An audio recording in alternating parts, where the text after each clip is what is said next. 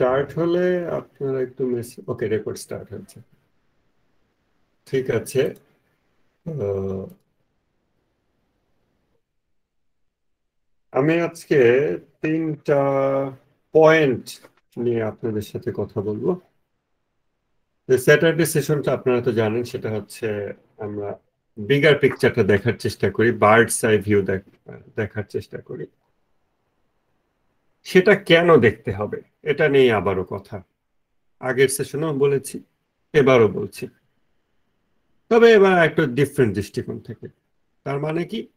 তার মানে হচ্ছে যে আমাদের ইন্ট্রোডাকশন ইন্ট্রোডাকশন টু লজিক, অর্থাৎ আমাদের লজিকের ইন্ট্রোডাকশনের যে ইন্ট্রোডাকশন, যেটা আমরা প্রত্যেক স্যাটারডেতে করি, সেটা নিয়ে আমি আগে যা লিখেছিলাম মানে বলেছিলাম, সেটা আমি আবার আপডেট করছি আজকে। ঠিক এই কাজটা আপনাদের করতে হবে। আপনারা গত উইকে যা বলেছিলেন, ভেবেছিলেন নলেজের ব্যাপারে, কমিউনিকেশন ব্যাপারে, এই উইকে আপনাদের সেটা অবশ্যই চেঞ্জ হয়েছে, সবার মতামত শুনে, চিন্তা শুনে এবং নিজেও চিন্তা করে সেগুলো আপনারা আপডেট করবেন। একইভাবে আমিও এইসব বিষয়ে চিন্তা করেছি এবং আপডেট হয়েছে।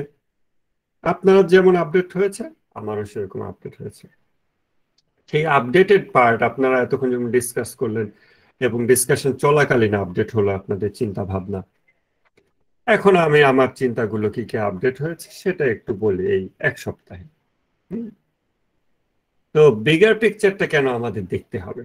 কারণ আমাদের সাবজেক্ট হচ্ছে যুক্তিবিদ্যা, যেখানে আমরা ডিডাকটিভ লজিক, ইন্ডাকটিভ লজিক, তারপরে ফর্ম, স্ট্রাকচার, ভ্যালিডিটি, এই সমস্ত বিষয় নিয়ে ডিসকাস করব। কিন্তু সেখানে আমরা কেন বৃহত্তর চিত্রটা দেখার চেষ্টা করছি, সেটা কেন অবশ্যই লাগবে,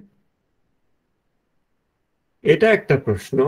আর কেন লজিক ক্লাসেই এটা সবচেয়ে জরুরি, কেন যুক্তিবিদ্যার ক্লাসই হচ্ছে বিগার পিকচার দেখানোর সবচেয়ে উপযুক্ত জায়গা,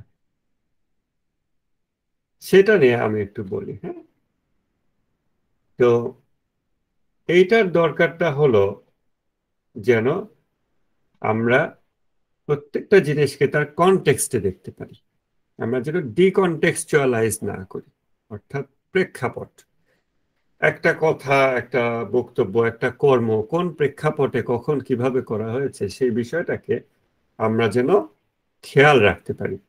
আমি রেকর্ডের সিকিউরিটি, তো সেটা যেন আমরা খেয়াল রাখতে পারি।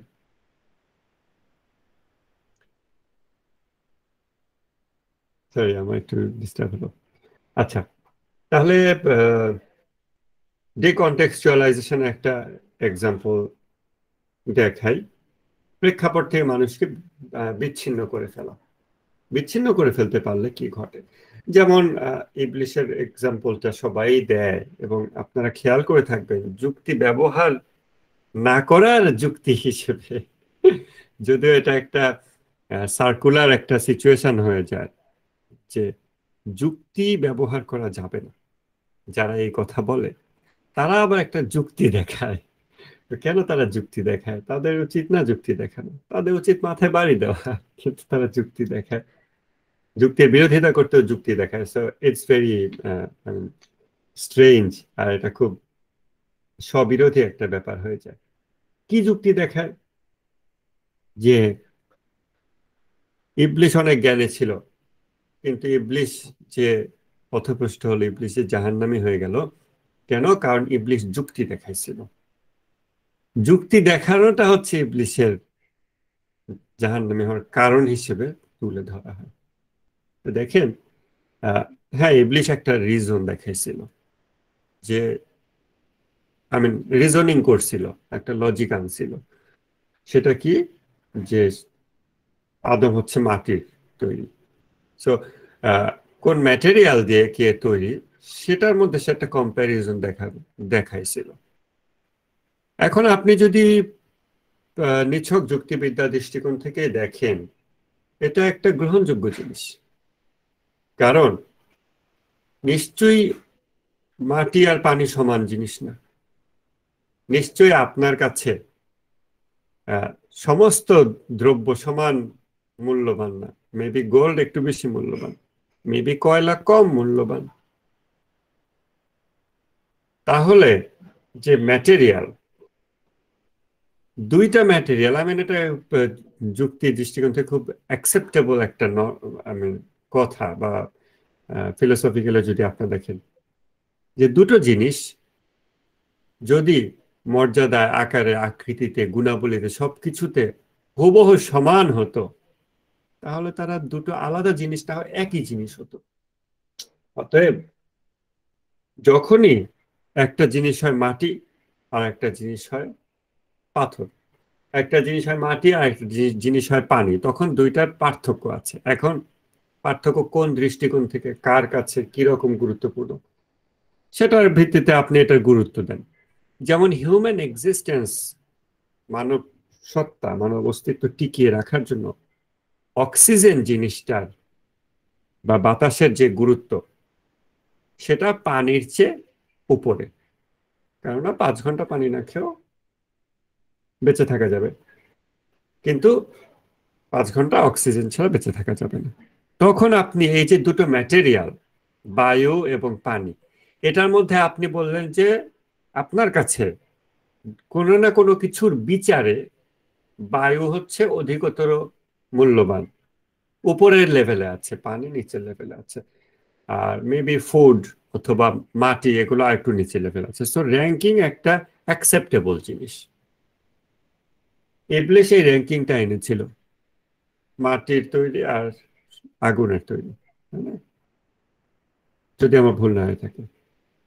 তো র্যাঙ্কিং, হ্যাঁ, দুটো তো ডিফারেন্ট জিনিস, অবশ্যই দুটো ডিফারেন্ট জিনিসের আহ, আহ, গুরুত্ব, প্রয়োগ, বিভিন্ন দৃষ্টিকোণ থেকে র্যাঙ্কিং এ 1-2 করা যাবে, এটা তো অ্যাকসেপ্টেবল জিনিস।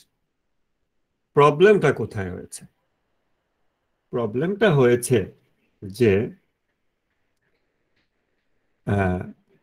প্রেক্ষাপট, ওই র্যাঙ্কিংটা, অর্থাৎ ওই লজিকটা প্রয়োগের প্রেক্ষাপট ওইটা না, ওইটা উপযুক্ত জায়গায় লজিক প্রয়োগ হয়নি, বেজায়গায় লজিক প্রয়োগ হয়েছে, ডিকনটেক্সচুয়ালাইজেশন হয়েছে। কেননা কনটেক্সটটা ছিল, প্রেক্ষাপটটা ছিল যে আল্লাহ তাআলা আদেশ করেছেন, আল্লাহ তাআলা আদেশ করলে সেই আদেশ পালন করতে হবে। এইখানে আদেশ পালন করা না করার ব্যাপার। এইখানে কার মর্যাদা বেশি, কে কিসের তৈরি, এই যুক্তিবিদ্যার প্র্যাকটিস বা প্রয়োগ এখানে করার কথা না, এটা এটা করার জায়গা হয়নি। একজন সুস্থ বিচার বুদ্ধিসম্পন্ন মানুষ হলে সে তখন এই কাজটা করবে না, যে যেহেতু আদেশ আমি পালন করি। যেমন ইব্রাহিম আলাইসাল্লাম, ইব্রাহিম আলাইসাল্লামকে আল্লাহ তাআলা স্বপ্নে দেখাইছেন, তারপরে ইব্রাহিম আসলাম তার ছেলেকে বললেন যে আমি এরকম স্বপ্ন দেখেছি। ছেলে কি বলছে?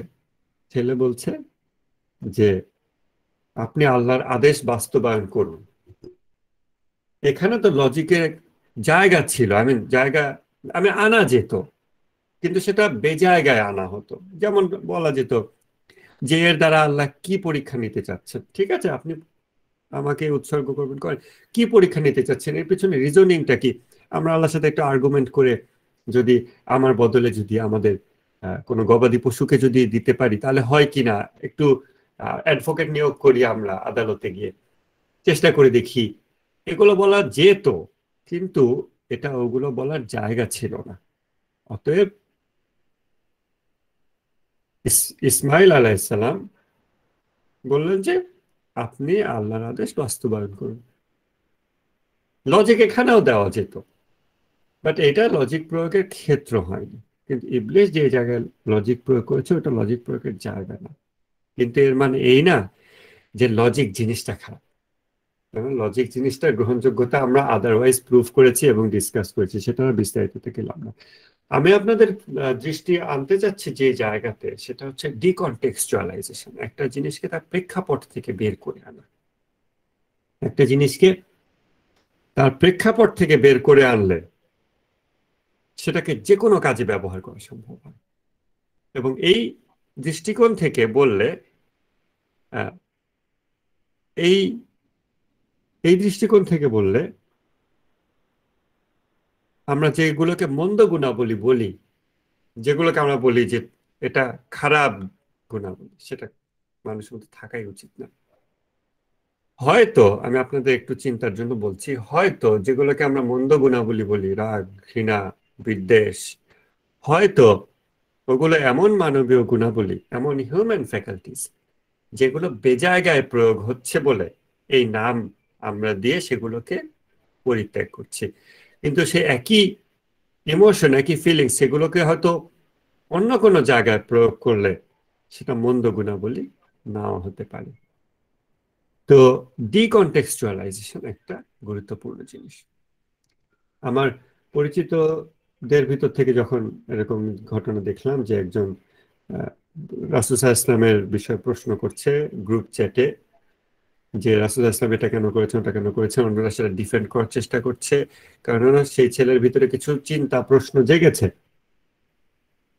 হ্যাঁ, কিছু প্রশ্ন জেগেছে এবং সে প্রশ্নগুলো উত্তর পাওয়ার চেষ্টা করছে, কিন্তু তার ভাষা, সে এক শব্দে লিখছে, আর এগুলো টেক্সটের সাথে তো ভয়েস নাই, টেক্সটের সাথে তো ফেসিয়াল এক্সপ্রেশন থাকে না। সো এটা অন্যরাও তাদের নিজেদের মতো করে দেখছে, রিডিং পড়ে নিচ্ছে কানে কানে।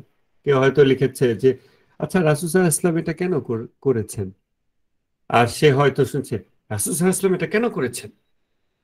তো সে ওইভাবে এটা শুনে নিচ্ছে যখন সে মেসেঞ্জারে, গ্রুপ চ্যাটে এটা পড়ছে। তো তখন তাদের কিছু কমিউনিকেশনের গ্যাপ সৃষ্টি হয়ে গেল, যেটা আমাদের কমিউনিকেশন এর আন্ডারে আলোচ্য বিষয়। তারপরে একটা পর্যায়ে কি হলো, ওই ব্যক্তি, সে আর হেদায়েত হবে না এগুলো বলে বলে গ্রুপ চ্যাটের অ্যাডমিন তাকে গ্রুপ চ্যাট থেকে বের করে দিল। তো পুরো ডিসকাশন গুলো যেহেতু আমি পার্টিসিপেট করিনি, আমার পক্ষে কিছুটা আহ, মানে কম বায়াসড হয়ে দেখার সুযোগ হয়েছিল। তখন আমি পরে তাদেরকে বললাম একটা কথা, যে দেখেন,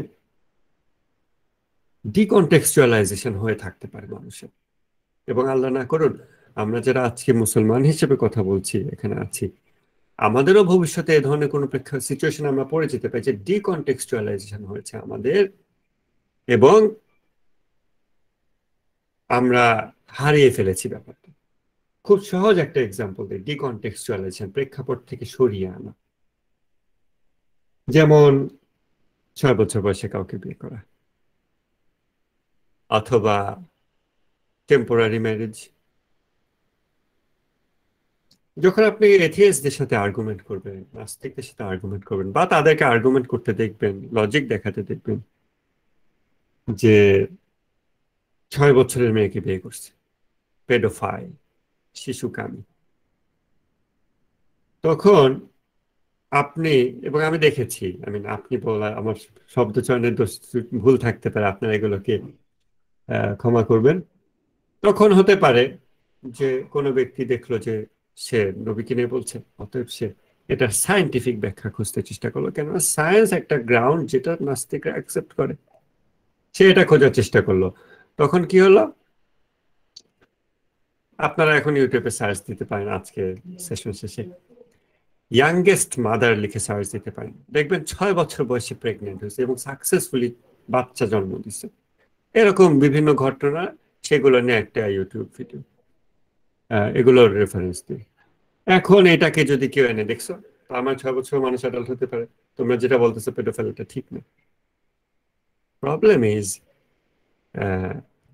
এইটা যে ব্যক্তি এরকম মানে ডিফেন্ড করার জন্য এগুলো নিয়ে আসছে, সে মূলত তার নিজের অবস্থাকে ডিফেন্ড করতে হবে সেই ইমোশন থেকে, নিরপেক্ষ অবস্থান থেকে না।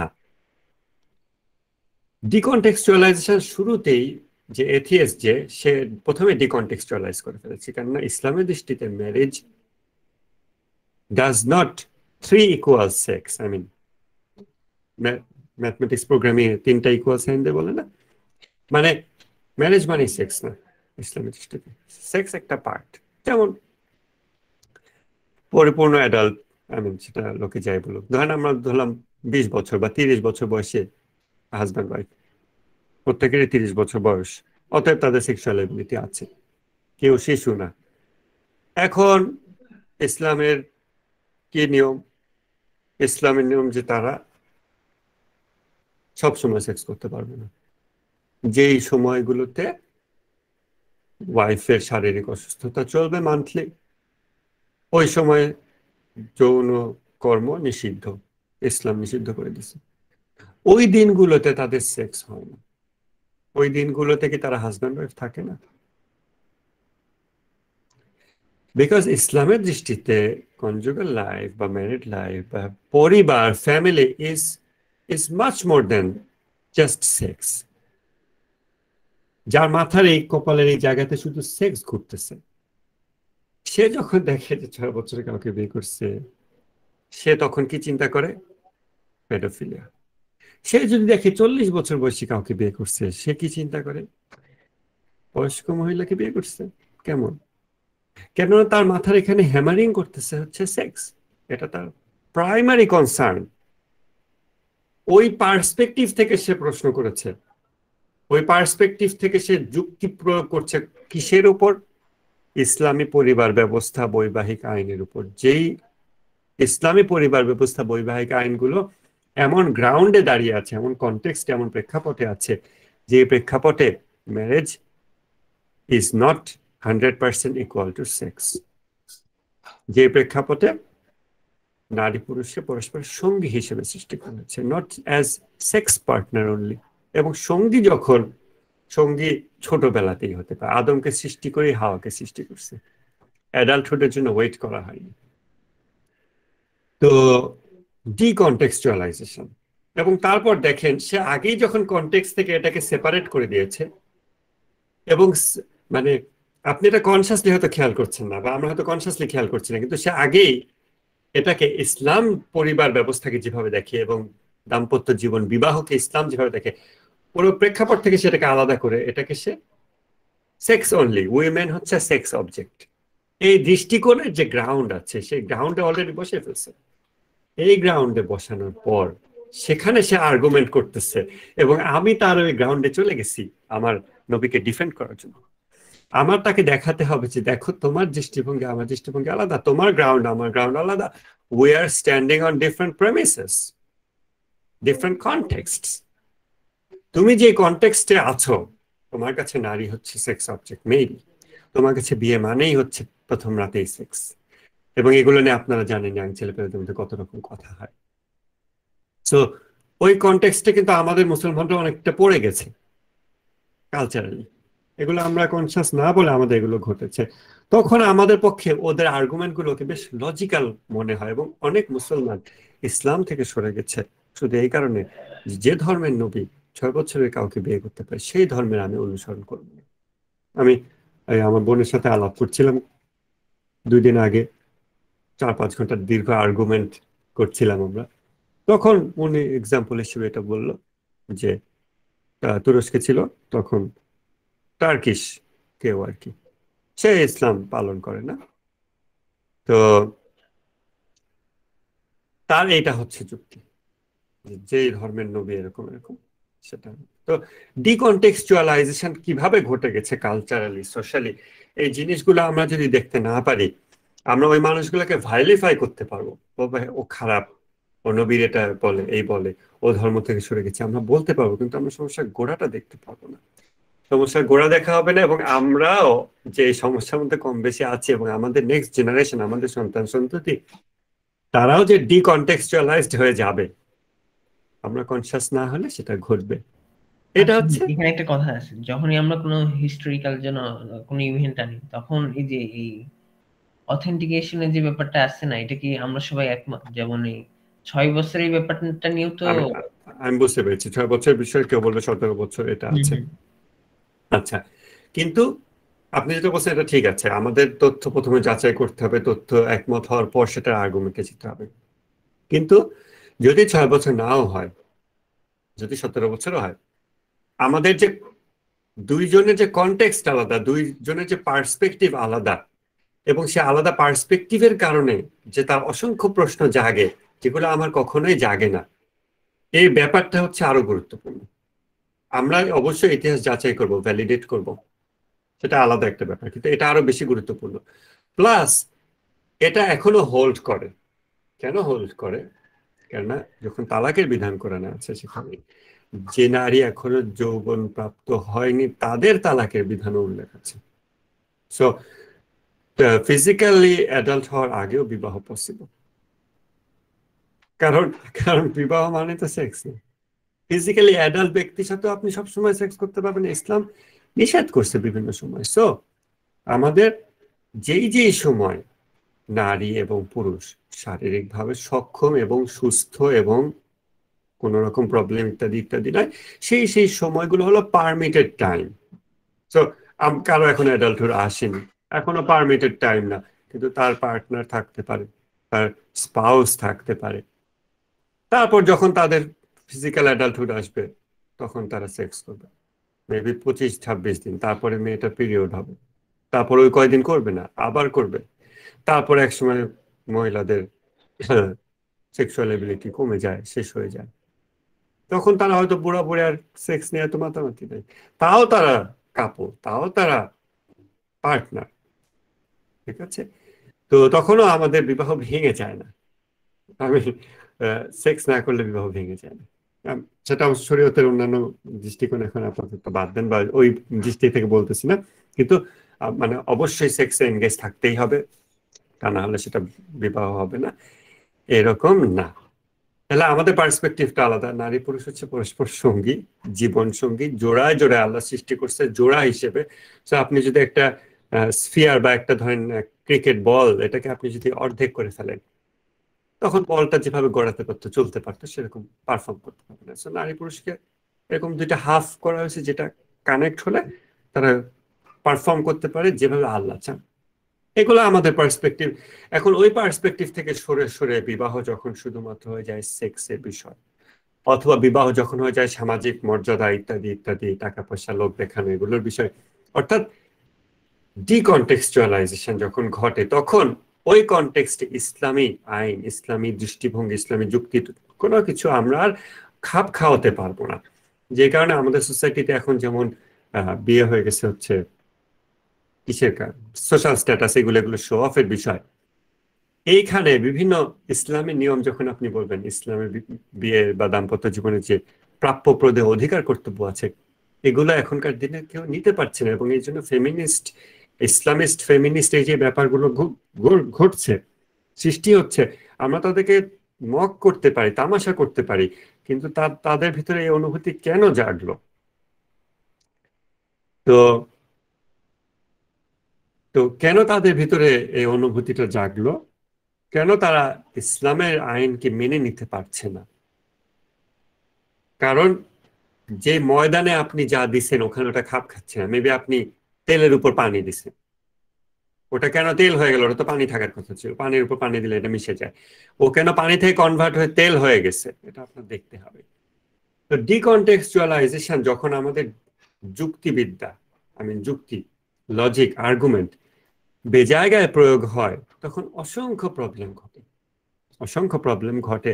এবং এই জন্য আমাদের স্যাটারডে সেশন গুলো খুবই গুরুত্বপূর্ণ, যেন আমরা যুক্তিবিদ্যার ইনডেপথ প্র্যাকটিস করতে করতে বেজায়গায় যেন আমরা যুক্তিবিদ্যা প্রয়োগ না করে ফেলি। এবং আশপাশে অনেক মানুষ, বেশিরভাগ মানুষই, দুনিয়াতে যত যুক্তি চর্চা হয় তার 90% অ্যাবাভ মেবি বেজায়গায় চর্চা, হয়তো হিউম্যান ফ্যাকাল্টি গুলো ব্যালেন্সে না রেখে চর্চা, যার কারণে যুক্তি চর্চা করতে করতে মারামারি, চেঁচামেচি, মাথা ফাটাফাটি হয়, ঝগড়ার মধ্যেও তো যুক্তি ব্যবহার হয়।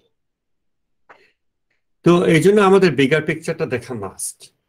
ডিকন্টেক্সচুয়ালাইজেশন যেন না হয়। মোতাবেক কথা ধরেন, এক্সাম্পল টেম্পোরারি ম্যারেজ।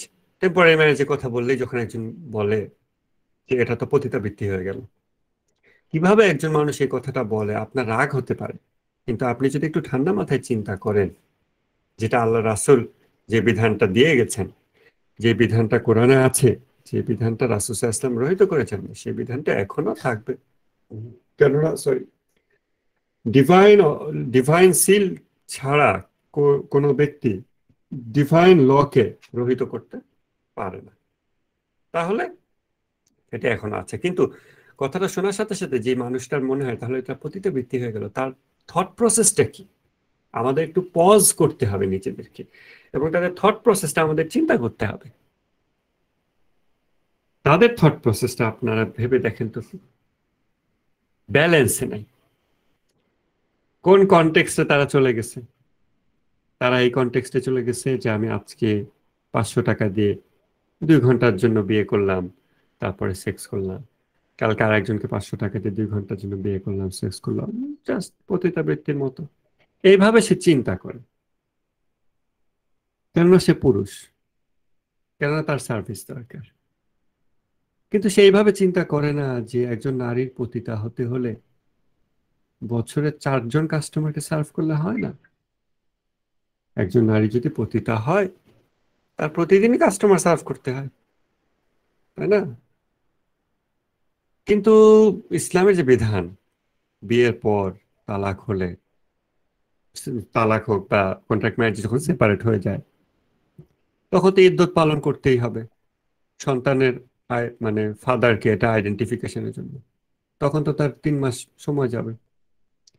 তাহলে কোনো পতিতা কি এমন হতে পারে যে একটা কাস্টমারকে সার্ভ করে 2 ঘন্টার জন্য, তারপরে আহ তারপরে সে 3 মাস কোনো কাস্টমার নেয় না, আবার সে একটা কাস্টমার নেয়? সো নারীর দিক থেকে তো এটা পতিতা হচ্ছেই না।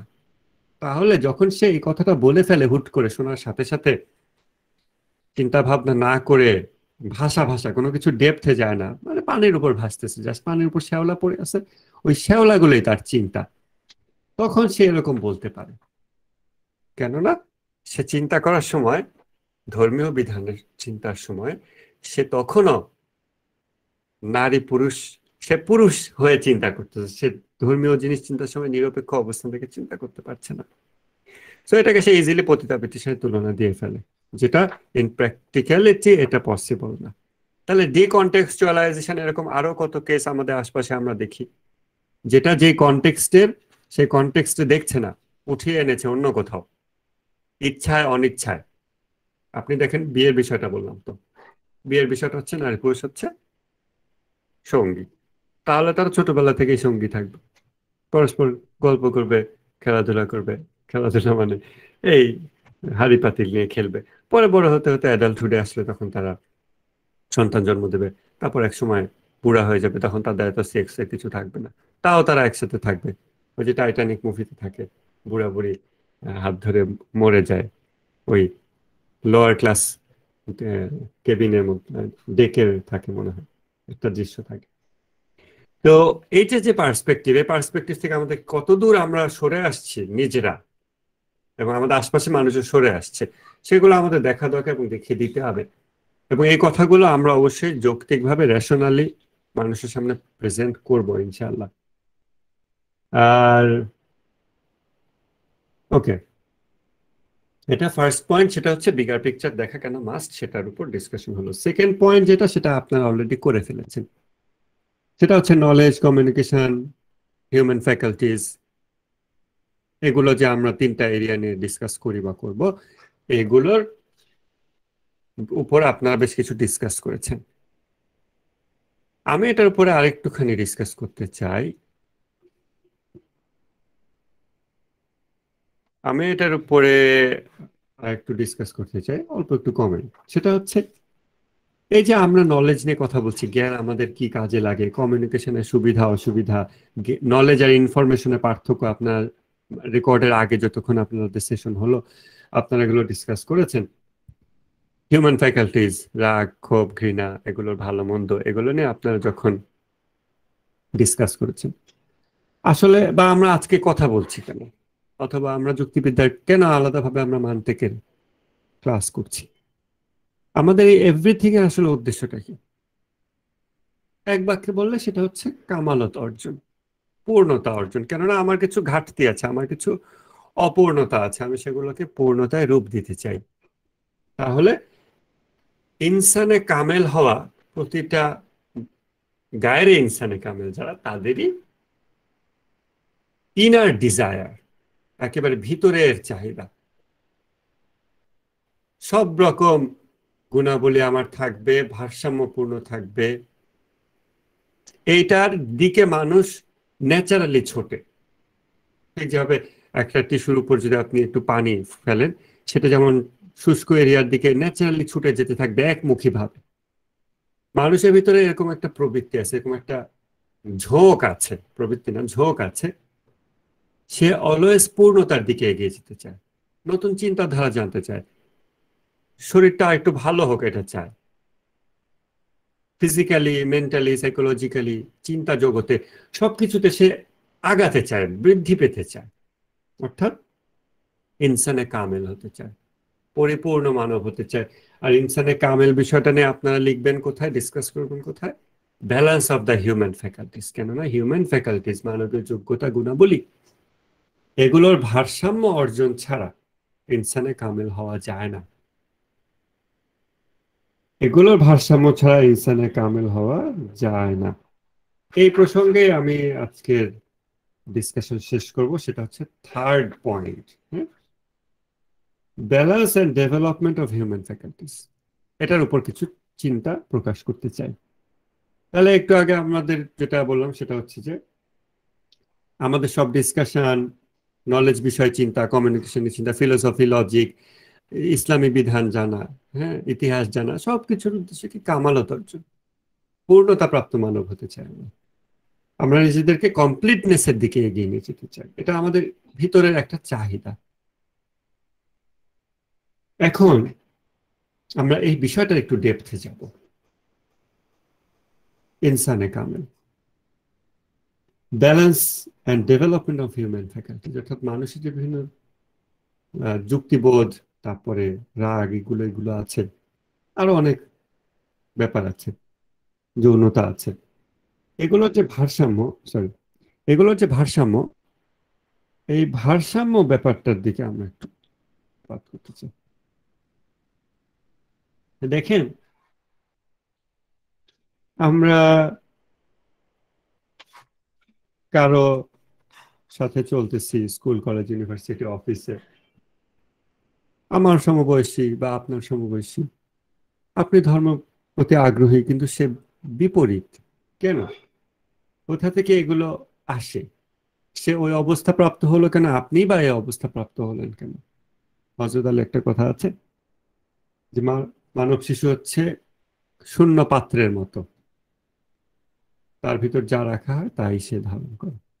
তো মানুষকে যেভাবে ডেভেলপ করা হয় সে ওইভাবেই বেড়ে ওঠে।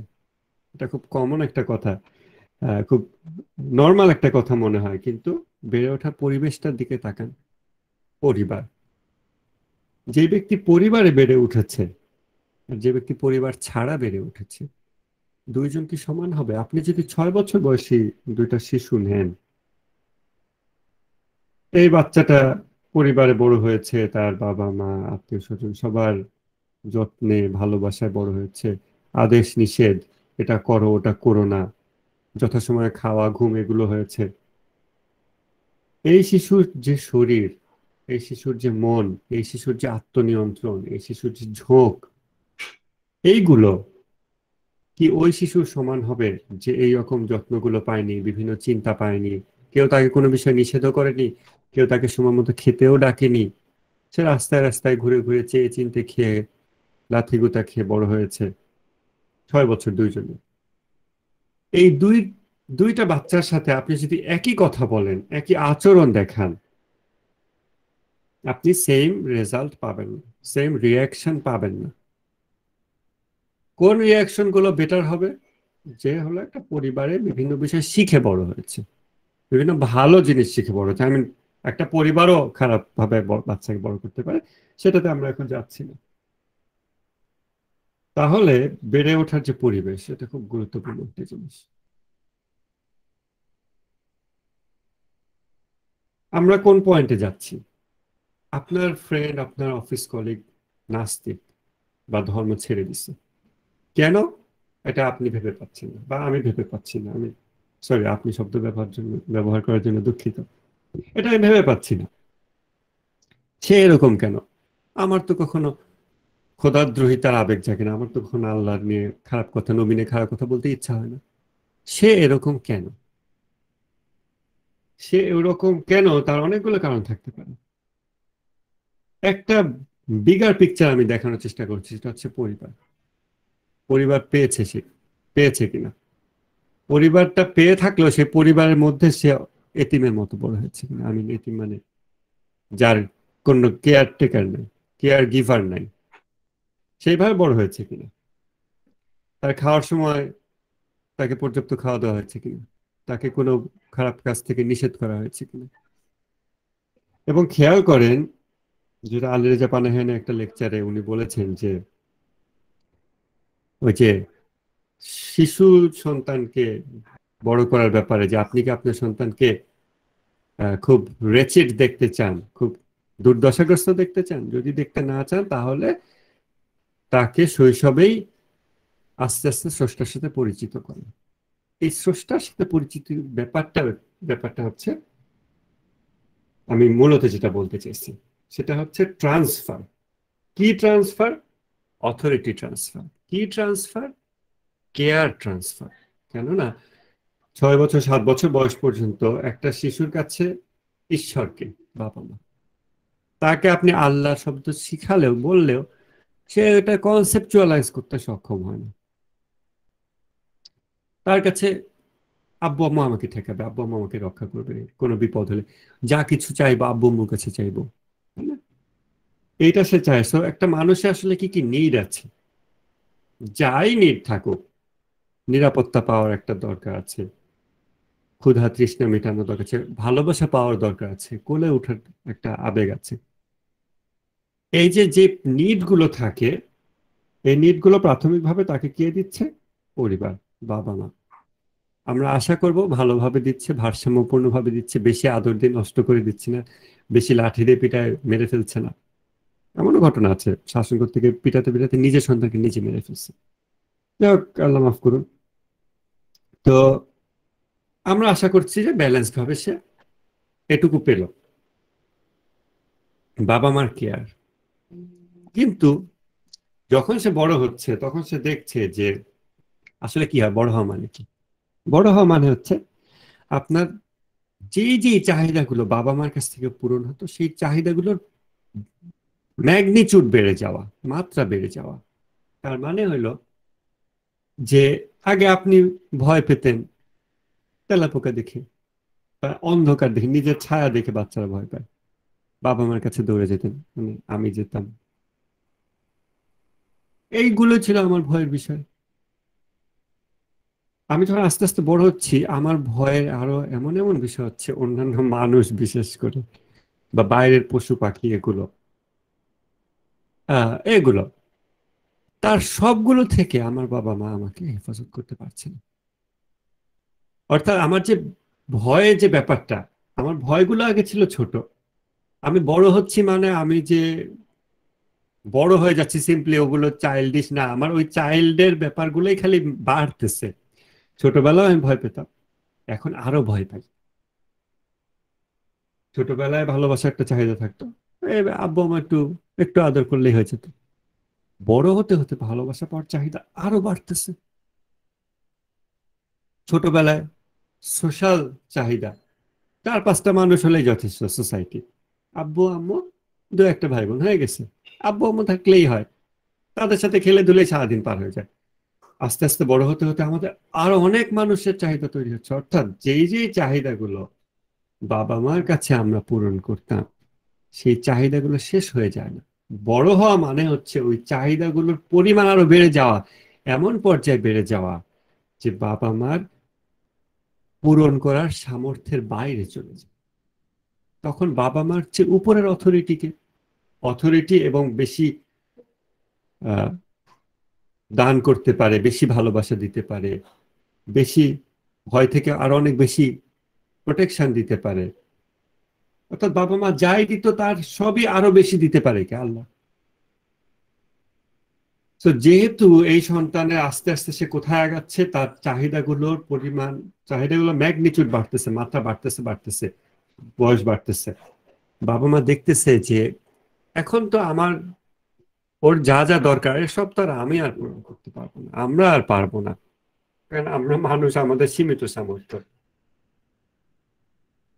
ওর এই সমস্ত চাহিদা, ভালোবাসা পাওয়ার চাহিদা, ভয় থেকে রক্ষা পাওয়ার চাহিদা, এই সব কিছু আল্লাহ পূরণ করবে এখন। সেই জায়গায় ট্রান্সফারটা করে দিতে হবে। এই ট্রান্সফারটা ঘটে না বেশিরভাগ জায়গায়। আমাদের সোসাইটিতে ঘটছে না, আমাদের পরিবারগুলোতে ঘটেনি, হয়তো 100% ঘটেনি, হয়তো ট্রান্সফারটা 30% ঘটছে, হয়তো ট্রান্সফারটা 5% ঘটছে। কিভাবে এক- মানে একটা কাপল, বাবা মা তার সন্তানকে ষষ্ঠ হাতে তুলে দেয়, এক্স্যাক্টলি কিভাবে তারা কি এটাকে কেয়ারফুলি ডিজাইন করে প্রসেসটা, যে আমি তাকে বোঝাবো যে দেখো, তোমাকে ভয় থেকে আমি আগে রক্ষা করতাম, ভয় পেলে তুমি আমার কাছে ছুটে আসতে, আমি কোলে নিতাম। এখন ভয় পেলে তুমি আল্লাহর কাছে ছুটে যাবে, আল্লাহ তোমায় কোলে নিবে, আল্লাহ আদর করবে। কারণ এখন তুমি যে সমস্ত বিষয়ে ভয় পাবে, সেগুলো আমার আলিঙ্গনে আসলেও তুমি শতভাগ নিশ্চিন্ত হতে পারবে না, নির্ভয় হতে পারবে না, আল্লাহর আলিঙ্গনে পারবে। এই জন্য আমাদের সামর্থ্য যা, তার সর্বোচ্চ দিয়ে তোমাকে দিছি। এখন তোমার চাহিদা আরো বাড়তেছে, তোমাকে আমি সেই সত্তার কাছে সোপর্দ করলাম, ট্রান্সফার করে দিলাম, যে তোমার এই সমস্ত নিড, বর্ধিত মাত্রার নিড গুলো অলওয়েজ ফুলফিল করতে পারবে। এটা বুঝায় তাকে সুন্দরভাবে ট্রান্সফার করা হয়েছে কিনা। কোনো একটা কিছু বাবা মা পারলো না, বাচ্চাকে ফিল করালো যে আল্লাহ এটা করে দিছে, আল্লাহ দিচ্ছে তোমাকে, আল্লাহর সাথে ওইভাবে ফিল করে দাও, আল্লাহর সাথে কানেক্টটা করে দাও। সেটা যদি ট্রান্সফারটা, এই যে ট্রান্সফার অফ অথরিটি, আগে বাবা মার নিষেধই শুধু সব মানতে হতো, এখন আল্লাহর নিষেধটা মানতে হবে। কেন, বাবা মার নিষেধ মেনে যতটুকু তুমি পৃথিবীতে হেফাজত হতে, রক্ষা পেতে, তুমি যখন বড় হচ্ছ তাতে চলবে না, তখন আল্লাহর নিষেধগুলো লাগবে। আল্লাহর দেওয়া বাউন্ডারির ভিতর থাকলে তখন তুমি রক্ষা পাবে, শুধু বাবা মার দেওয়া বাউন্ডারিটা হবে না। এই ট্রান্সফারটা প্রপারলি না হওয়ার ফলে ওই বাচ্চাটার কি অবস্থা হয়? সে, একটা বাচ্চাকে যদি কোল থেকে ফেলে দেওয়া হয় যেমন হয়, সেটাই ঘটে, বাস্তবে এটা ঘটে, ইন রিয়ালিটি এটা ঘটে, এবং এটা ঘটেছে, এটা ঘটছে। যখন বাবা মায়েরা এই ট্রান্সফার অফ কেয়ার গিভার এটা প্রপারলি না করে, ট্রান্সফার অফ অথরিটি প্রপারলি না করে, কিভাবে ট্রান্সফারটা করে আমাদের দেশে? পিটাও, মারো, নামাজ পড়ো, হুজুরের কাছে পাঠায় দিয়ে শুধু আমপারা শেখো, নামাজ না পড়লে পিটাও। ট্রান্সফার হচ্ছে না এভাবে, ট্রান্সফার হতে হবে ইন ইটস টোটালিটি, যে আমি তোমাকে ভালোবাসতাম, আদর করতাম, খাদ্য দিতাম, সবকিছু, বস্ত্র দিতাম, এভরিথিং। কি কি দিতাম এটা তোমাকে তোমাকে দেখাবো, আরো দেখাবো যে তোমার এখন যে নিড গুলা বাড়তেছে, মাত্রাগুলো বেড়ে যাচ্ছে, চাহিদার মাত্রা, আমি আর এগুলো পূরণ করতে পারবো না, আস্তে আস্তে পারবো না, আস্তে আস্তে আমি কমে যাব, তোমার চাহিদার মাত্রা বাড়বে। তখন দেখো ওই যে আল্লাহ দিবে, আল্লাহ সব দেয়, দেখো এক্সাম্পল দেখো, আস্তে আস্তে তাকে ওই ট্রান্সফারটা করানো। এটা খুব ইম্পর্ট্যান্ট একটা টাইম, 7 বছর থেকে 14 বছর বয়স, খুব ইম্পর্ট্যান্ট একটা টাইম। এই ট্রান্সফারটা প্রপারলি হয়নি অনেক মানুষের, অতএব সেই মানুষ গডকে সেইভাবে দেখেনি, আল্লাহ তাআলাকে সেইভাবে দেখেনি, সেইভাবে পায়নি যেইভাবে সে এমনকি তার বাবা মাকে পেয়েছিল। বাবা মা তাকে খাদ্য দিত, ভয় থেকে হেফাজত করতো, বাবা মা ছিল তার ঈশ্বর, সেই ছোট ঈশ্বরটুকু তার ছিল। এখন তার কোনো ঈশ্বরই নাই, কিন্তু সে নামাজ পড়ে, কিন্তু সে নামে মুসলমান, কিন্তু সে সালাম খোদা হাফিজ দেয়, সে ধর্ম নিয়ে তর্কও করতেছে, কিন্তু ডিপ ইনসাইড, একেবারে ভিতরে, মেবি মেবি ভিতরে সে ওই শান্তিটা ফিল করে না, যেটা বাবা মার কাছে গেলে ছোট বাচ্চা ফিল করতো। ইভেন বড় হওয়ার পরেও বাবা মার কাছে গেলে, নিজেরা বাচ্চার বাপ মা হয়ে গেছে, তাও বুড়া বাপ মার কাছে গিয়ে সন্তান কি করে? শান্তি পায়, ভালো লাগে বাপ মার কাছে গিয়ে। একটা নিশ্চিন্ত ফিল হয় যে আমি তো এখন আব্বুর কাছে আসছি, আম্মুর কাছে আসছি, নিশ্চিন্ত ফিল। অথচ বয়স হয়ে গেছে, নিজে বাচ্চার বাপ হয়ে গেছে, তা ওই ফিলিংসটা হয়। প্রাইমারি কেয়ার গিভার, সেই ফিলিংস, যে ফিলিংসটা হয়, ওই ফিলিংসটুকু, ওইটুকু আল্লাহর সাথে হচ্ছে না। তাহলে এই মানুষগুলোর ভিতরে কি অবস্থা জানেন? সেটা যদি উপমা দিতে চাই, উপমাটা হলো, একটা কোলের বাচ্চাকে আপনি কোলে নিয়ে রাখছেন, এরকম করলেন, সে পড়ে গেল, পড়ে যাওয়ার পর বেঁচে থাকলেও একেবারে খারাপ অবস্থা, রক্তাক্ত, খারাপ একটা অবস্থা। আমাদের ভিতরটা অনেকের এরকম হয়ে গেছে, এই ট্রান্সফারটা ঠিক মতো না হওয়ার কারণে। এই কারণে আমাদের হিউম্যান ফ্যাকাল্টি গুলো প্রপারলি ডেভেলপ করেনি। বাবা মার অধীনে থেকে, বাবা মার কেয়ারে থেকে যতটুকু ডেভেলপ করেছিল, পরবর্তীতে ম্যাগনিটিউড বেড়েছে। প্রত্যেকটা হিউম্যান ফ্যাকাল্টি, ভয়, ভালোবাসা, ক্ষোভ, রাগ, যুক্তি, প্রত্যেকটা হিউম্যান ফ্যাকাল্টির মাত্রা বেড়েছে, কিন্তু ডেভেলপমেন্ট বাড়েনি। কারণ ডেভেলপমেন্ট অবশ্যই হতে হবে অভিজ্ঞ শিক্ষকের তত্ত্বাবধানে, আর অ্যাডাল্ট মানুষদের জন্য সেটা হচ্ছে আল্লাহ তাআলা। আল্লাহ তাআলার তত্ত্বাবধানে, কেয়ারে, অথরিটির আন্ডারে এই ব্যাপারগুলো প্রপারলি হয়নি, যে কারণে বয়স 25-30 হয়ে গেছে, এখন সে আপনার সাথে ফ্র্যাঙ্কলি যখন আড্ডা দেয়, গল্প করে, আমার ধর্মকর্ম নিয়ে তো মাথা ব্যথা নাই, কিন্তু ডিপ ইনসাইড সে এখনো সেই শিশুই রয়ে গেছে, যে শিশুকে কোল থেকে ফেলে দেওয়া হয়েছিল। এখন আপনি যখন এই বিষয়টা দেখবেন, আপনি যখন ওই ব্যক্তিকে এইভাবে তাকায় দেখবেন, এবং একই সাথে নিজেকেও তাকায় দেখবেন যে কেন আমার এত অশান্তি, কেন আমরা ছোটবেলায় ফিরে যেতে চাই, যে ছোট থাকলেই ভালো ছিলাম ভাই। কারণ আমাদের এখন কোনো গড নাই। ছোটবেলায় গড ছিল, ঈশ্বর ছিল, বাবা মা, এখন সেটাও নাই। মুখে আল্লাহকে স্বীকার করতেছি, কিন্তু ইন প্র্যাকটিক্যালিটি সেই transfer of care giver, transfer of authority গুলো ঘটে নাই, ট্রান্সফার অফ কেয়ার ঘটে নাই, যে কারণে আমরা খুব খারাপ একটা অবস্থায় আছি। এই দৃষ্টিকোণ থেকে আমরা নিজেদেরকে যেমন অ্যানালাইজ করতে পারি, অ্যানালাইজ করার পর নামাজের পর চোখ বন্ধ করে পিছনে ফিরে তাকায় নিজের বেড়ে ওঠা, কিভাবে, কত বছর কিভাবে আমি বেড়ে উঠলাম, ট্রান্সফারটা কিভাবে হলো, বাবা মার থেকে আস্তে আস্তে আল্লাহর কাছে আমাকে পরিপূর্ণভাবে সোপর্দ করা হয়েছিল কিনা। যদি সঠিকভাবে হতো, আমি তো সেখানে শান্তি ফিল করতাম, নিরাপদ ফিল করতাম। বড় হলে তার বাবা মার কোলে ওঠা যায় না, কিন্তু আল্লাহ কোলে ওঠা যায়। সেটা আমি ফিল করতাম, সেটা আমি হচ্ছে না, বা কতটুকু মাত্রায় হচ্ছে সেটা আমি আজকে অ্যানালাইজ করব। অ্যানালাইজ করে তারপর আমি আগাবো যে আচ্ছা, তাহলে আমি আসলে এত যুক্তি শিখতে চাচ্ছি কেন, আমি খুব বেশি মান্তিকি হয়েছি কেন, অথবা আর একজন খুব বেশি প্রেমের দর্শনের দিকে বেশি ঝুঁকে গেছে কেন। আমারও যেমন ব্যালেন্স নেই হিউম্যান ফ্যাকাল্টি গুলো, আমি যুক্তির দিকে বেশি ঝুঁকছি, তারও ব্যালেন্স নেই, সে আবার প্রেম, এগুলো দয়া, উদারতা, হ্যাঁ, খালে এই ধরনের যেগুলো আছে, শরীয়ত বাদ দিয়ে মারেফত, এই ধরনের ওইগুলোর দিকে সে কেন ঝুঁকতেছে, আমি এটার দিকে ঝুঁকতেছি কেন। মেবি আমার হিউম্যান ফ্যাকাল্টি গুলো প্রপারলি ডেভেলপ হয়নি, মেবি বাবা মা যে আমাকে ট্রান্সফার করবে আল্লাহর কাছে ওইভাবে ট্রান্সফার করে নাই, যে কারণে আমার হিউম্যান ফ্যাকাল্টি গুলো ডেভেলপ হয়েছে কার তত্ত্বাবধানে? রাস্তাঘাটের তত্ত্বাবধানে, ফেসবুকের তত্ত্বাবধানে, আশপাশের পোলাপানের তত্ত্বাবধানে, পোলাপানের ইন্সপিরেশনে, মোটিভেশনে।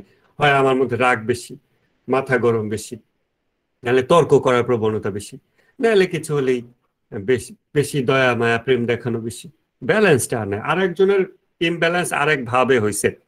যদি বাবা মা যখন কেয়ারে রাখতো, তাকে প্রপার ব্যালেন্সে রাখতো, পরিমিত শাসন, পরিমিত ভালোবাসা, পরিমিত সবকিছু, এবং প্রপারলি স্রষ্টার কাছে হস্তান্তর করে দিত, এবং সেখানে সে যেন পরিমিতভাবে সবকিছু সুন্দর মতো পায়, সেটা এনশিওর করতো। 7টা বছর, 7 থেকে 14 বছর বয়স এনশিওর করতো, তাহলে ওই ব্যক্তি যথেষ্ট ভারসাম্যপূর্ণ হতো। এবং আজকে এসে বিভিন্ন ধর্মীয় বিষয়ে এ তর্ক করে, ওই তর্ক করে, মানে ব্যালেন্সটা আপনি ফিল করতে পারবেন না। আপনি যখন এরকম মানুষের কাছে যাবেন, আপনি কোনো ভারসাম্য ফিল করতে পারবেন না, এবং এটা একটা খারাপ চক্র। আপনি যত এরকম মানুষের সাথে চলবেন, থাকবেন, যাদের হিউম্যান ফ্যাকাল্টি গুলো ব্যালেন্স নেই, কেউ বেশি মানতে কি, কেউ কেউ বেশি আসে কি, কেউ বেশি প্রেমের ধারায়, কেউ বেশি যুক্তির ধারায়, কেউ বেশি অন্য ধারায়, ভোগবাদিতার ধারায়, কেউ বেশি স্পিরিচুয়ালিটির ধারায়। আপনি এরকম প্রান্তিকতা সম্পন্ন মানুষদের সাথে যত চলবেন, তত কি হবে জানেন, আপনার ভিতরে যে হিউম্যান ফ্যাকাল্টিস গুলো আছে, যোগ্যতা, গুণাবলী, এগুলো ভারসাম্য অর্জন তো দূরের কথা, এগুলো গড়বড় হয়ে যাবে। দেখবেন আপনি আরো বেশি মানতে হচ্ছেন, আরো বেশি মানতে হচ্ছেন। এবং আমি এর আগে ডিসকাস করেছি, গত স্যাটারডে তো বলেছি ওটা, এথিয়েস্টিক কন্ডিশনিং প্রসেস, কিভাবে তারা কাজ করে। মানুষের সব হিউম্যান ফ্যাকাল্টি, অন্যান্য হিউম্যান ফ্যাকাল্টি, স্পিরিচুয়ালিটি, ইমোশন, লাভ, রেসপেক্ট, হ্যাঁ, বিনয়, এগুলোকে সব প্র্যাকটিস অফ করে দেয়, এমন একটা এনভায়রনমেন্ট দেয় সকাল থেকে রাত ফেসবুকে, বিভিন্ন বইয়ে, ম্যাগাজিনে, তাদের মহলে উঠা বসা করলে আপনি শুধু লজিক লজিক লজিক এবং ডিকন্টেক্সচুয়ালাইজ লজিক, বেজায়গায় লজিক করতে করতে আপনার ওটা ডেভেলপ বেশি হয়ে গেছে। অন্যান্যগুলো অতটা ডেভেলপ হয়নি। তখন ওই ব্যক্তির কাছে যদি ইমোশনের কথা, স্পিরিচুয়ালের কথা না হয়, খুব বেশি সাড়া সে দিতে পারে না। কেননা আপনি যদি এক হাতে ব্যায়াম করেন, এখানে অনেক বাইসেপ হবে, আর এক হাত খুব দুর্বল থাকবে। একটা গাড়ির 4টা চাকা, যদি আপনি 4টা চাকা সমান পরিমাণে বৃদ্ধি না করেন, একটা চাকা যুক্তিবাদীরা এসে বড় করে দিছে, তখন আরেকটা চাকা মারেবতীরা এসে বড় করে দিছে, আর 2টা চাকা ছোট আছে, গাড়িটা খালি এমন চক্কর খাবে, সে সামনে আগাতে পারবে না। কারণ সামনে আগাতে হলে তার 4টা চাকা ব্যালেন্সড ওয়েতে গ্রো করতে হবে। তাহলে আমরা আমাদের ধর্মচর্চায় এবং আমাদের সামাজিক রিলেশনশিপ গুলোতে, পার্সোনাল রিলেশনশিপ গুলোতে, বিভিন্ন জায়গায়, ইন আওয়ার টোটালিটি, আমাদের সার্বিকতায় আমরা যে বিভিন্ন প্রবলেম ফেস করছি এবং সলিউশন পাচ্ছি না। কারো কোনো হুজুরের মোটিভেশনাল লেকচার শুনে 2 ঘন্টা ভাল লাগে, কোনো কিছুতে ভাল লাগে, কিন্তু যে আসতেছি, কিন্তু ফাইনালি এটা আমার জন্য কাজে দিচ্ছে না। কেন? মেবি আমার গাড়ির চাকাগুলো ব্যালেন্স না। আর সে ব্যালেন্স না থাকার কারণ কি? কারণ আমাকে কোল থেকে ফেলে দেওয়া হয়েছিল ছোটবেলায়। কারণ আমি আসলে এখনো স্রষ্টার কোলে উঠতে পারি না, বাবা মার কোল থেকে নেমে স্রষ্টার কোলে উঠতে পারি না। আমাকে নামায় দেওয়া হয়েছে, আমি নেমেই আসি, আমি মাটিতে পড়ে গেছি। এই কারণগুলো আমাদের দেখতে হবে। এই কারণগুলো যখন আমি নিজের জন্য দেখবো, তখন আমি নিজেকে, যেমন নিজের উপর রহম দিল তো আমরা আগে হতে পারবো, ক্ষমাশীল হতে পারবো, অন্যের ব্যাপারেও হতে পারবো। তখন নাস্তিক, হিন্দু, খ্রিস্টান, শিয়া, সুন্নি, যুক্তিহীন, হ্যাঁ, গোড়া ব্যক্তি, অযৌক্তিক লোকজন, এদের ব্যাপারে আমরা যেরকম দৃষ্টিভঙ্গি পোষণ করি, আমাদের অ্যাটিটিউড হয়তো চেঞ্জ হবে। আর আমরা যদি তাদের প্রবলেমগুলো ডেপথে যেতে পারি, গোড়া দেখতে পারি, এবং আমাদের প্রবলেমগুলো গোড়া দেখতে পারি, ইট মে বি পসিবল আমরা তাদের সাথে এমন লেভেলে কানেকশন এস্টাবলিশ করব। না, এটা আমার না, না, এটা পসিবল যে আমরা তাদের সাথে এমন লেভেলে কানেকশন এস্টাবলিশ করব, সেটা খুব জিরো একটা কানেকশন হবে। যদিও অন দ্য সারফেস সে আমার থেকে ডিফারেন্ট মাযহাব, ডিফারেন্ট ধর্ম, আমার সাথে বিভিন্ন বিষয়ে তর্ক আছে, মত পার্থক্য আছে, কিন্তু আমি যখন তার গোড়াটা দেখতে পারতেছি, আমার প্রবলেমের গোড়া দেখতে পারতেছি, and I'm working towards that solution personally and collectively, এবং আমি কালেকটিভলি সবার সাথে আচরণের সময় ওটা মাথায় রেখে যখন আচরণ করছি, সেটার থেকে তো সে উপকৃত হবে। তখন আমাদের কানেকশন গুলো গোড়াতে হবে। তো মনে করেন যে সমুদ্রের নিচে 10টা গাছ আছে, সেগুলোর গোড়া, শিকড় গুলো সব জোড়া লেগে গেল। উপর দিয়ে আপনি দেখলেন পানির মধ্যে 10টা বিচ্ছিন্ন গাছ আছে, কিন্তু শিকড়ে কিন্তু কানেকশন এস্টাবলিশ হয়ে গেছে। এইটা হচ্ছে balance of the human faculties, এবং এইগুলো খেয়াল রেখে আমাদের কমিউনিকেশন ওই অনুযায়ী মোল্ড করতে হবে। আমাদের কমিউনিকেশন গুলোকে ওই অনুযায়ী সাজাতে হবে। কিছু ক্ষেত্রে আমাদের একটু থেমে চিন্তা করতে হবে যে সে মুখে এই ভাষা বলছে, কিন্তু সে আসলে ফিল করছে এটা কি, তার হৃদয়ের কাছে পৌঁছানোর চেষ্টা করতে হবে। এইভাবে হলে আমাদের কমিউনিকেশন গুলো প্রপার হবে। তাহলে এটাই হচ্ছে টপিক শেষ। ফাইনালি বলা যায় যে যেহেতু ইনসানে কামেল প্রসঙ্গটা চলে আসছে, বা balance of the human faculties প্রসঙ্গ চলে আসছে, এই প্রসঙ্গে বলতে হয় যেটা একটু আগে বললাম, যে আপনি যদি বা আমি যদি ইমব্যালেন্সড লোকদের সাথে চলি, তাদের মানবীয় বিভিন্ন যোগ্যতা গুণাবলীর মধ্যে ভারসাম্য নেই, রাগ হয়তো বেশি, দয়া হয়তো বেশি, নীতিবোধের চেয়ে হয়তো প্রেম বেশি, কারো নীতিবোধ বেশি, প্রেম কম, ভারসাম্য নাই, তাতে কি হয়? আমার ভারসাম্য অর্জন হয় না, বরং সে আমাকে 110% যুক্তি দেয়, আমার যুক্তিবোধ 110% হয়ে যায়, আর অন্যান্য বিষয়গুলো 50%, 30% হয়ে থাকে। তখন কি হয়? আমার যে ইমব্যালেন্সড সিচুয়েশন, স্টেট, এটা বৃদ্ধি পায়, ইমব্যালেন্সড স্টেটটা বাড়তে থাকে। এটা তখন ঘটে। আর এটা থেকে বাঁচতে হলে কি করতে হবে? এটা থেকে বাঁচতে হলে অবশ্যই আমাদের মানুষের সাথে চলতে হবে যারা ব্যালেন্সড। তাদের তাদেরকে আমাদের লাইফে অ্যালাউ করতে হবে যেন আমার লাইফের সবচেয়ে প্রভাবক ব্যক্তি যেন তারা হয়, সে হয় যে ইনসানে কামেল। আপনি যাকে ইনসানে কামেল হিসেবে শনাক্ত করেন না কেন, আপনি সে আপনার পীর হোক, আপনার কারো হুজুর, কোনো হুজুরকে ভালো লাগে হোক, আপনি ইনসানে কামেল হিসেবে শনাক্ত করতে হবে, সিম্পলি ভালো লাগা থেকে না। ইনসানে কামেল হিসেবে যদি শনাক্ত করেন, অবশ্যই আপনার সামনে এগুলো নিয়ে ডিসকাস করবেন এবং লিখবেন ইনসানে কামেল বিষয়ে। কিন্তু আপনি যেখানে মনে করেন যে হ্যাঁ এই ব্যক্তি ভারসাম্যপূর্ণ, যে ভারসাম্যপূর্ণ তার সাথে চলেন। তার সাথে চললে আপনার ভারসাম্যগুলো ঠিক হবে।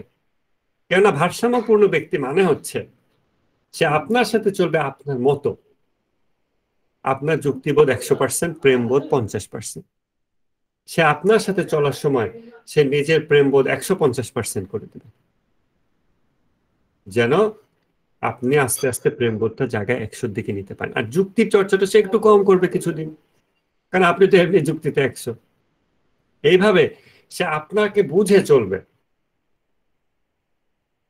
তখন আপনার ইমব্যালেন্স গুলো আস্তে আস্তে ঠিক হয়ে আসবে। আর একজনের সাথে সে তার মতো করে অ্যাডজাস্ট করবে, কেননা তার তো সেই আকাল আছে, তার তো সেই দূরদৃষ্টি আছে, সে আন্ডারস্ট্যান্ডিং আছে। এইরকম ব্যক্তির সাথে, এরকম ব্যক্তিকে অ্যালাউ করতে হবে আমাদের জীবনে, যেন তারা আমাদের জীবনকে মডিফাই করে, ইনফ্লুয়েন্স করে। ইনসানে কামেল। আর ইনসানে কামেল আমাদের ইসলামিক থিওলজিতে ইনসানে কামেল বিষয়গুলো যেখানে যারাই আলোচনা করে, সেখানে ইনসানে কামেল কারা, যেমন রাসূল সাল্লাল্লাহু আলাইহি ওয়াসাল্লাম, হযরত আলী, তারপরে আরো যারা আছেন আল্লাহর পক্ষ থেকে মনোনীত ব্যক্তি, তারা অবশ্যই ইনসানে কামেল। তাদের তো অবশ্যই আরো মর্যাদা আছে, কিন্তু কামালত জিনিসটা তাদের আছে। এই জন্য তাদের সাথে চললে, সারাক্ষণ যদি তাদেরকে আপনার আশপাশে রাখেন, আপনি দেখবেন আপনার ভিতরে আস্তে আস্তে ব্যালেন্সটা ইমপ্রুভ হবে। এই জন্য আমাদের ইনসানে কামেলের সাথে চলা, বা আপনার যদি কোনো কামেল গুরু থাকে, কামেল পীর থাকে, যে আসলে ইনসানে কামেল হতে পেরেছে বা হয়েছে, তার সাথে চলা, এই জিনিসগুলো আমাদের হিউম্যান ফ্যাকাল্টি গুলোকে ইমপ্রুভ করবে, ব্যালেন্সে নিয়ে আসবে। তো এটাই হচ্ছে আজকের আমার চিন্তা। বিগার পিকচার কেন দেখতে হবে এ বিষয়ে, ডিকনটেক্সচুয়ালাইজেশন যেন না হয়, সেই জন্য আমাদেরকে কনটেক্সট দেখাতে হবে। কনটেক্সট দেখাতে গেলে হিউম্যান ফ্যাকাল্টির কথা আসবে, কমিউনিকেশনের কথা আসবে, নলেজের কথা আসবে, এই বিষয়গুলো চলে আসবে। কনটেক্সট দেখাতে হবে, বিগার পিকচার দেখতে পারতে হবে, নিজে দেখতে হবে, অন্যকে দেখাতে হবে। আমাদের এই সমস্ত অ্যাক্টিভিটিসের উদ্দেশ্য কি? সব বিষয়ে আলোচনা, এগুলো কামালত অর্জন করা। আর কামালত অর্জন করার জন্য ফেসবুকে বিভিন্ন খোঁচামূলক পোস্ট, উত্তেজনা পোস্ট, কোথায় 162টা কমেন্ট হয়েছে সেই পোস্ট, এগুলো দ্বারা আমার কামালত অর্জন হবে কিনা আমাকে আগে কেয়ারফুলি ডিসাইড করতে হবে। We have to design our lifestyle. আমি যদি লাইফস্টাইলটা প্রপারলি ডিজাইন করি, ইনসানে কামেলদেরকে সময় দেয় আমার লাইফে, যদি জীবিত থাকে তাদের পায়ের কাছে চলে যান, আর যদি জীবিত না পান সামনে, তাদের কথাগুলো পড়েন কোথায় কি আছে, এভাবে করে নিজেকে ইমপ্রুভ করেন। But Facebook is the last option to to achieve কামালত, আই থিঙ্ক। তো with that being said, I think I should wrap up. আর অফ রেকর্ডে যাচ্ছি, আর বেশিক্ষণ আর থাকারও এনার্জি নাই। আপনাদের দু একটা কমেন্ট হয়তো শুনবো, আমি রেকর্ডটা অফ করি। হ্যাঁ ভাই